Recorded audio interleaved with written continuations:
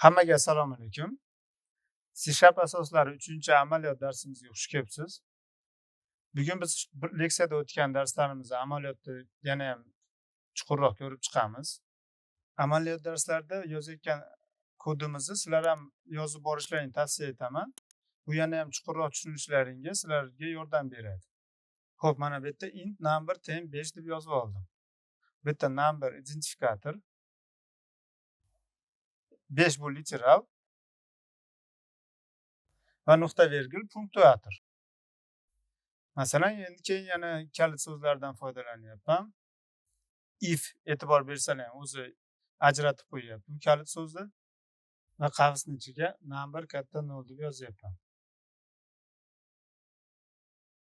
Undan keyin figurali qavs ochib console.writeline deb yozaman va qavsning ichiga ikkitali qo'shtirnoq ochib musbat son deb tekst yozaman. Endi shu joyda qisqacha sharhlab o'tsam, if bu joyda kalit so'z, qavslar, figurali qavs, nuqta va nuqta virgullar punktuator. Integer literalidan foydalanadi. E'tibor beringlar, nuqta virgul har bir komanda tugashiga bo'lishi kerak. Bu o'zi ham sizga aytib turadi, qolib ketdi punktuator deb. Ya'ni xato qilmaysiz, bu ko'rsatib turadi. Ilovani ishga tushiramiz. Ishga tushirish uchun klaviaturadan F5 tugmasini bosish mumkin yoki tepada turgan run knopkasi orqali bajarish mumkin. Run knopkasini ishga tushiramiz. Konsolga biz yozgan tekst chiqadi. Mana.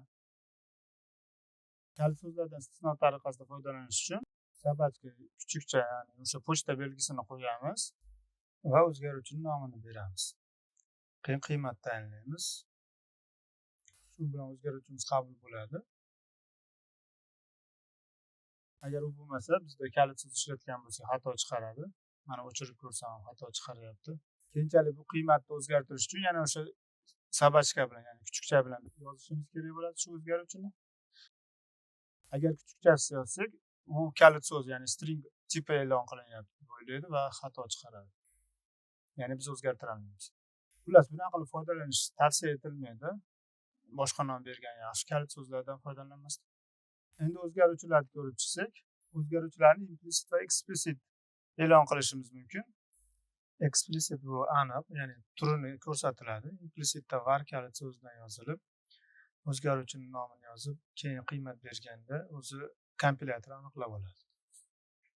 Masalan, int yosh teng 5 deyapman. Boshda int tipini ko'rsatyapman. Yoshga keyinchalik qiymatini o'zgartirish uchun yosh deb tipini ko'rsatmasdan 10 deb yozib qiymatini o'zgartiryapman. Implicit typingda biz var deb yozamiz, var kalit so'zidan foydalanamiz va kompilyator biz kiritgan qiymatga qarab bu qanday tipdagiligini aniqlab oladi.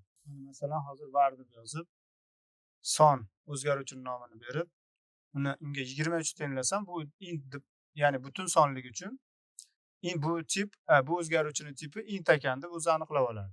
Agar shu sonni qo'shtirnoqqa olib qo'ysam, bu string ekan deb o'ylaydi va string tipini qabul qiladi. Shuni implicit typing deydi, noaniq turlash. Ya'ni kompilyatorga qo'yib beramiz tipni aniqlashni. Implicit typingda e'lon qilishda qiymatni berish majburiy, chunki kompilyator qiymatga qarab tipini aniqlaydi. Shuning uchun biz birinchi e'lon qilib, keyin qiymat bera olmaymiz. O'zgaruvchi nomini kiritib, qiymat kiritmasak xato ko'rsatib qo'yadi. Mana var a deganim uchun a ni qizilda belgilab qo'ygan. Konstantalarda ham xuddi shunaqa. Konstantani e'lon qilish uchun const kalit so'zidan foydalanamiz. Keyin tipini ko'rsatamiz. Konstantaning nomini berib, unga qiymat beramiz. Qiymatni keyinchalik o'zgartira olmaymiz. O'zgartirmoqchi bo'lsak, xato chiqaradi. Mana masalan, bitta p ga boshqa qiymat bermoqchiman. Konstantalik uchun u sirazi p ni belgilab, qizilda ko'rsatib qo'yyapti. Mumkin emas konstantani o'zgartirish deb. Konstantada ham e'lon qilish jarayonida sirazi qiymatni ko'rsatib berish kerak. Qiymatni bermasak, bu konstanta qiymat bermayapsan deb bizni so'kib beradi. Mana hozir const int p deb qiymat bermadim, u p ga qiymat bermading deb bizni urish beryapti. Endi yakunda vazifalar bor, oson, qiyin emas. Bularni bajarsalar o'zlaring yana shu mavzularni qayta mustahkamlab olasizlar, shuning uchun tavsiya etaman bajarishni. Javoblarni ham o'zim keltirib o'taman. Lekin bu 3-darsda oson bo'lgani uchun buni keltirmayman, keyingi darslarda javoblar bo'ladi. Birinchi vazifada shu quyida keltirilgan o'zgaruvchilarni yozib, ularda qaysi biri noto'g'ri e'lon qilingan, qaysi biri to'g'ri, shuni aniqlashdan kerak. iloji bo'lsa ideya siz aniqlasangiz yaxshi bo'ladi. Ya'ni birorta text faylga yozibmi yoki Wordga yozib ideyadan foydalansalar ham bo'ladi, lekin oson bo'ladi, o'zi ko'rsatib beradi. Ikkinchi vazifada o'zgaruvchilar hosil qilishlari kerak. Talabani ismi, yoshi, o'qiydimi, shunga mantiqiy qiymatlar berib, baholari o'nlik son berib, o'zgaruvchi hosil qilishlari kerak. Bu qiyin emas. Shu amaliyotni ko'rib chiqdik. Savollar bo'lsa bemalol kommentariyda yozinglar. Imkon boricha javob berishga harakat qilaman. Uchinchi vazifa konstantalar. Bu ham qiyin emas. Konstanta e'lon qilish kerak. Ideyadan foydalanasizlar, o'zi hamma sizlar uchun aytib turadi. Bugungi amaliyot darsimizga hozircha shu. Savollar bo'lsa bemalol kommentariyga yozaveringlar. Darslarimiz manfaatli bo'ladi degan umiddaman. Yana keyingi darslarda ko'rishguncha xayr, sog' bo'ling.